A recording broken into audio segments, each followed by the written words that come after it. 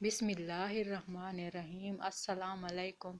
کسی رشتے کو کتنی ہی محبت سے باندھا گیا ہو، اگر عزت اور لحاظ چلا جائے تو محبت بھی چلی جاتی ہے۔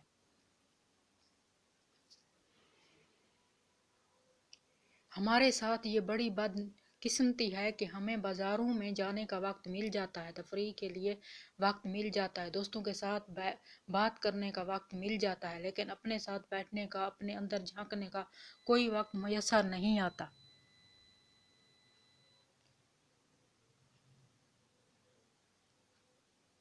عام حالات سے اچھا سوچنا چاہیے تو باوضو ہو کر سوچیں، اس سے بھی اچھا سوچنا ہے تو مسجد میں باوضو ہو کر سوچیں، اور اگر اس سے بھی اچھا سوچنا ہے تو مسجد میں باوضو ہو کر اللہ کے کسی سچے اور نیک بندے کے ساتھ بیٹھ کر سوچیں۔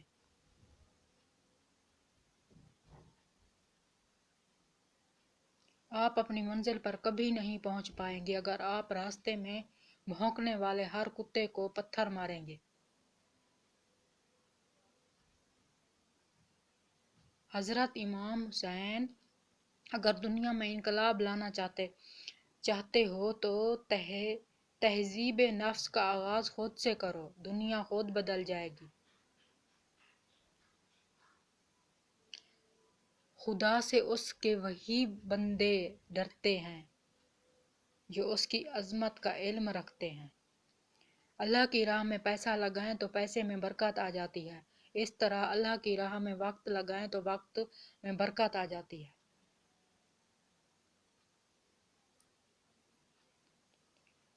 اخلاق کا تعلیم سے کوئی لینا دینا نہیں۔ میں نے ان پڑھ لوگوں کو انتہائی بدتمیز اور تعلیم یافتہ لوگوں کو انتہائی بدتمیز دیکھا ہے۔ جو دکھ دے اسے چھوڑ دو، لیکن جس کو چھوڑ دو اسے دکھ نہ دو۔ جذبہ چاہے شدت محبت کا ہو یا شدید نفرت کا ہو، دونوں صورتوں میں انسان کو توڑ دیتا ہے۔ عورت کی دو عادتیں ضدی سے ضدی مرد کو عورت کا عاشق بنا دیتی ہیں: پیار سے دیکھنا اور شرمانا۔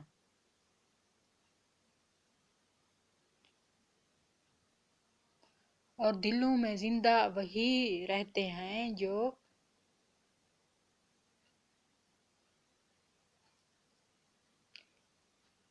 مجھے کوئی حق نہیں پہنچتا کہ کسی کو بھی مطلبی کہوں۔ میں خود اتنا مطلبی ہوں کہ اپنے اللہ کو صرف مصیبت کے وقت یاد کرتا ہوں۔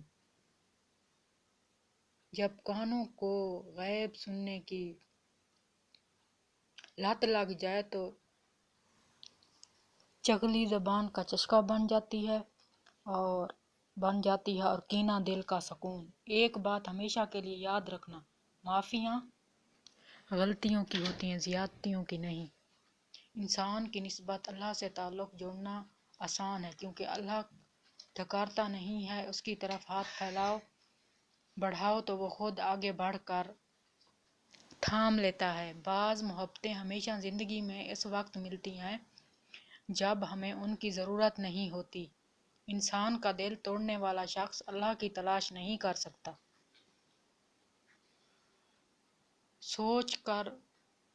سوچ کو بدلو، سماج آہستہ آہستہ خود ہی بدل جائے گا، کیونکہ تم ہی تو سماج ہو۔ جانتے ہو اذیت کیا ہے؟ کہنے کو بہت کچھ ہونا لیکن خاموش رہنا۔